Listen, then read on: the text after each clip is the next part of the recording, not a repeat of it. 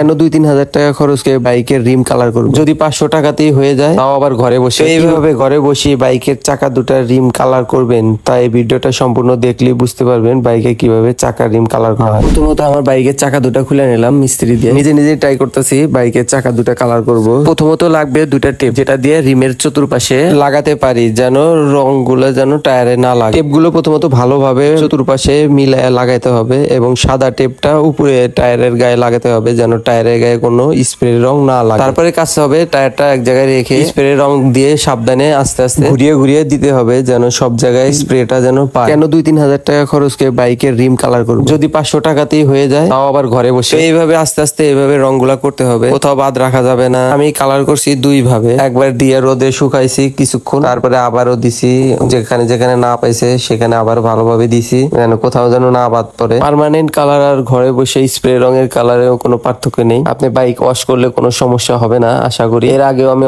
আমার বাইকের চাকা রিমে কালার করছিলাম, আলহামদুলিল্লাহ অনেক ভালো সার্ভিস পাইছি, কোনো সমস্যা হয় নাই, নিজে নিজেই করছি। আপনারাও চাইলে এইভাবে আমার প্রসেস অনুযায়ী এইভাবে চাকা রিম দুটা কালার করতে পারবেন। রিম দুটা এবং সামনের ডিক সহ টোটাল খরচ হচ্ছে 500 টাকা। তিনটা স্প্রে নিছে 450 টাকা, দুইটা টেপ নিছে 50 টাকা, টোটাল 500 টাকা। শ্রম গুলা দিছি হচ্ছে একদম ফ্রি। ভিডিওটা ভালো লাগলে অবশ্যই লাইক কমেন্ট শেয়ার করবেন, অন্যকে দেখার সুযোগ করে দিবেন। এই ছিল আজকের ভিডিও, ধন্যবাদ।